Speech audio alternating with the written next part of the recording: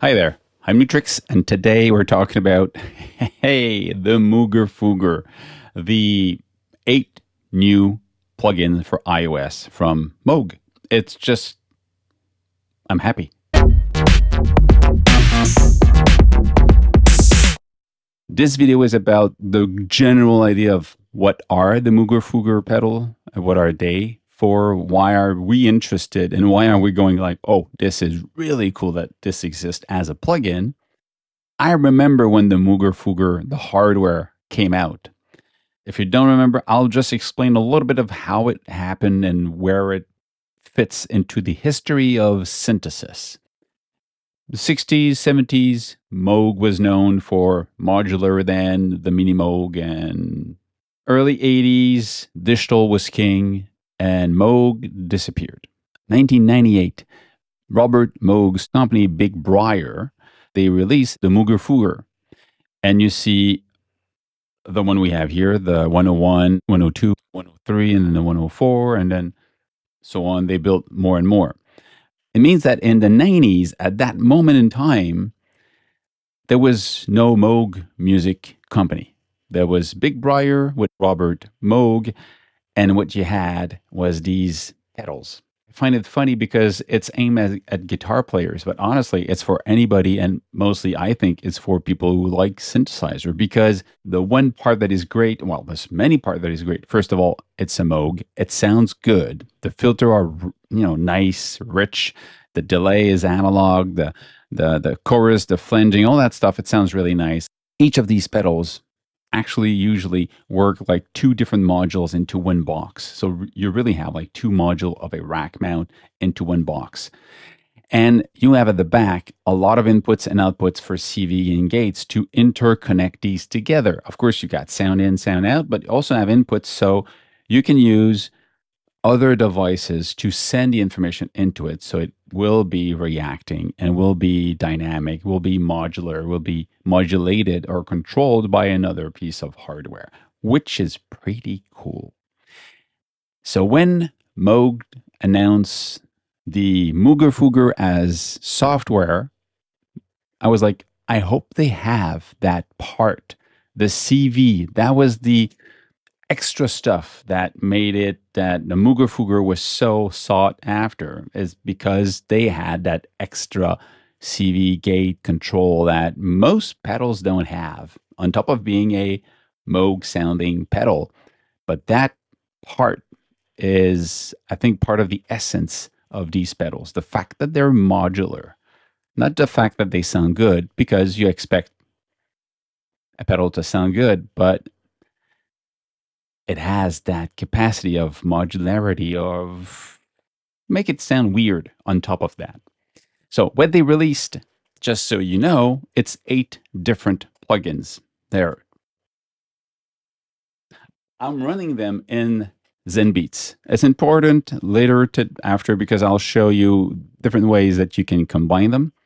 So all of them have the same logic, but if you look at it, you've got, in the case of the 101, you have basically two modules. You've got the envelope follower here. You have an envelope follower. You have a follow rate. So is it following slowly or fast? Mix. So basically, do you want to hear the original sound or the result of, and a mix of between two? All of them have a drive, so you can really boost and drive in. So all of them can create saturation, analog sounding saturation. You get a output, basically, so you can saturate and bring down the volume so it's not louder than it should be in your mix if you want. You get a filter. It's a Moog classic 2-pole, 4-pole switch here, switchable between the two, and it's cut off point with resonance. So it's the classic Moog sound for filter. Now, what's interesting for all of them is you get, either you click on CV here or you just basically click on this. You have these different inputs: mix, envelope amount, resonance, and cutoff. But actually, they're not audio input. These are CV, so control voltage inputs. And you have a number here. And this number is randomized every time you install the new plugin in your session. It's to identify in the list of plugins the source of VCO, or just CV you can use that's going to go into this. So if you click on cutoff, for example, it shows you all the sources of CV in. So you can be bipolar, DC, so you can draw a digital controller. You have left and right for the sidechain. And that is interesting. It took me a while to make it work correctly. I'll show you how to do it in ZenBeats. But you basically can use the voltage or the volume of any other track to control this parameter. So let's say you want to have a control over a kick, so you can do a track just with a kick, and the kick could be triggering one value here. So really complete, if you want. Really interesting for that. So the MF101, this is a number we just saw here. So this is identifying that if I'm selecting this one, I'm actually repatching the output of the envelope back into the pedal itself. Or I can use other pedals that I have somewhere else in my session. So it doesn't have to be on the same track. It could be on another track. So it's easy to put, let's say, a chorus on that one track and use the VC or the LFO or the chorus to control another piece on another track. Or you can even put a, let's say, an envelope follower, like all of them, they have envelope follower. I can turn it off and not use this envelope follower for this sound, but I can use the movement of the envelope follower in another track. So I can use the envelope of this track to change the value of, I don't know, the chorus amount on the other track. So it becomes really complex, but this is really cool. The fact that they're able to switch or send between plugins in the same session, it's just wonderful. Now, keep in mind that these assignable values are not saved with the preset. They're not saved with the memory of the patch on the pedal. It's actually saved with the DAW, because the DAW session, because it's not part of the patch itself. It's part of the session, okay? Well, this is really cool. So this is why it's another ball game now. This thing is super powerful because of that. And you have a little gear kind of drawing settings. You can go in and say, okay, this one I want it to be stereo instead of mono. I want the response to be exponential or smooth. So it will change how it reacts. And if you want to know more about everything you can do in one of these pedals, at the bottom you've got Open Manual. Click on it, you get a PDF really well written with graphic information for all of the knobs, what they do, why you would like to use them, really clear. So at any point you just go, what's that for? Click on it, go read. Of course, you've got memories for each of these patches. You can click and use them. So you get the filter, which is, you know,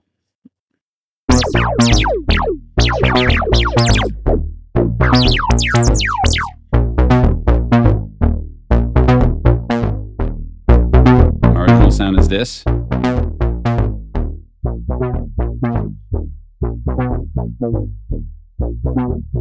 And without it, that was the 101. The 102 is a ring modulator. Ring modulator.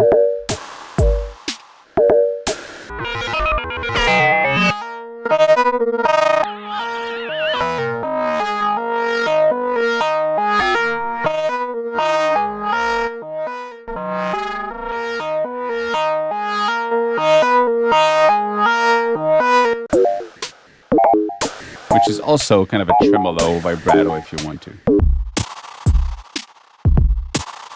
Create that weird distortion, which is really cool.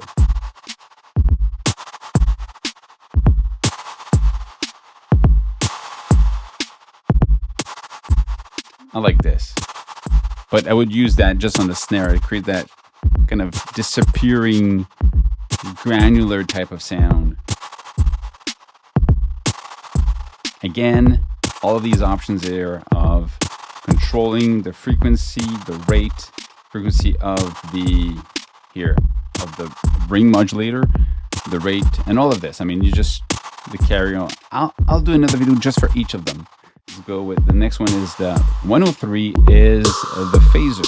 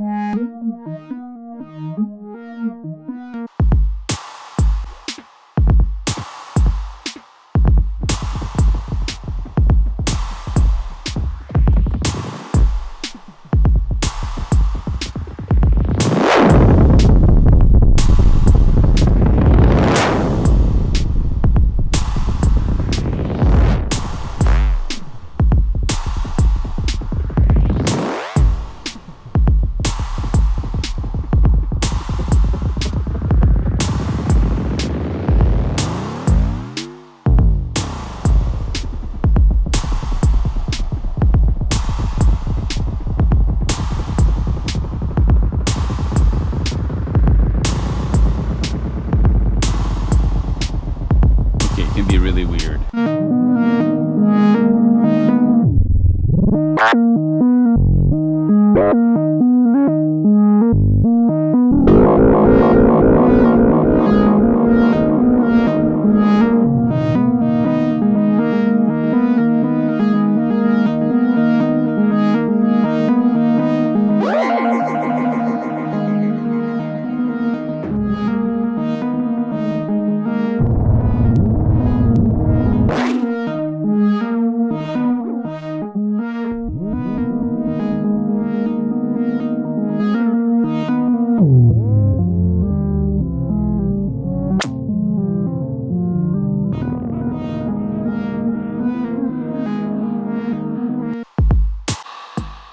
105 is the Mooger animation, which is this one's the Murph.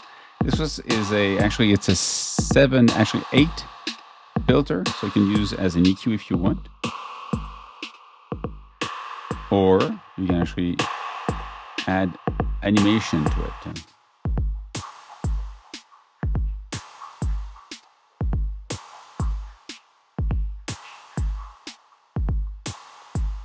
It's less obvious on a drum. Let's try another one.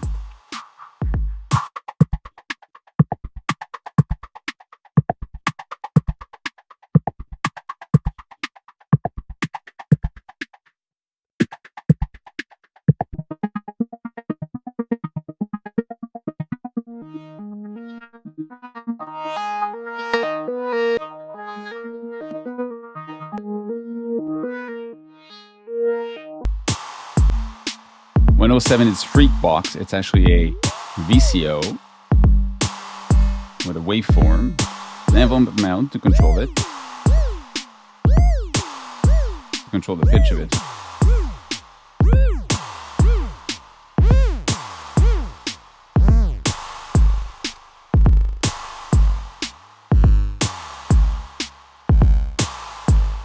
I really want to create a drum kit with this. Could make a kick drum with that. So you have a FM envelope, you get a mix of these. You can sync it to the original sound that is coming in.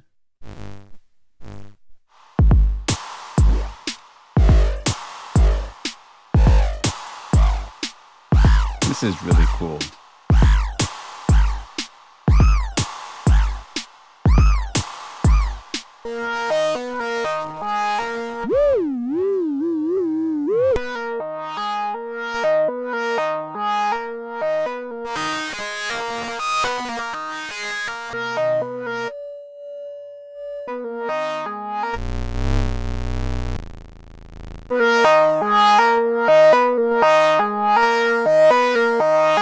And the cluster flux, which is for tremolo and chorus.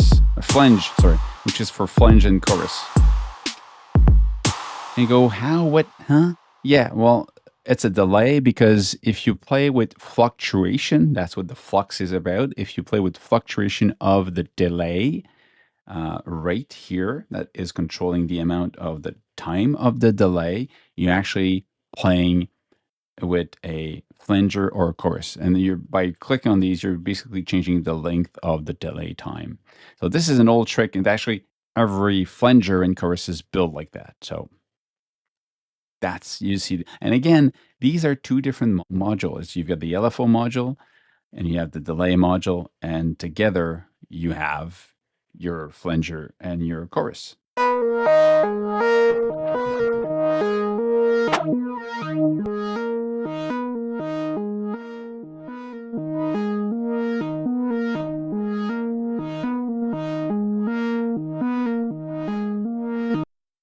Pretty cool. Okay, I have on this one here. Okay.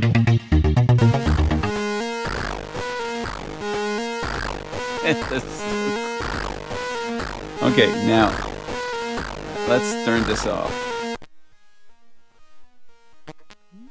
Okay, if I bring that up, turn it off, I have this. That's the sound. Turn it on, I have the...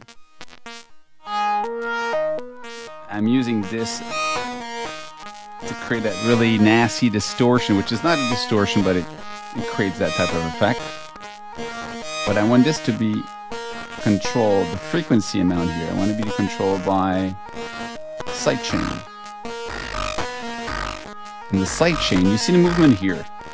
Sidechain is actually selected here, and sidechain saying this is going to be the drum is actually, let's just a kick. The kick is changing the frequency. Or I could say I want to use,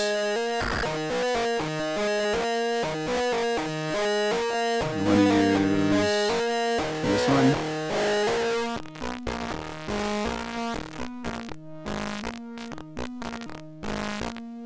So this is now using the notes of this one here.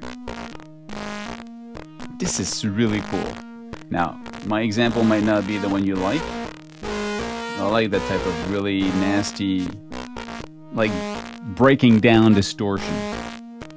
And this is actually coming in from, in this case, let's go back. Let's try again. Let's try drum. Say,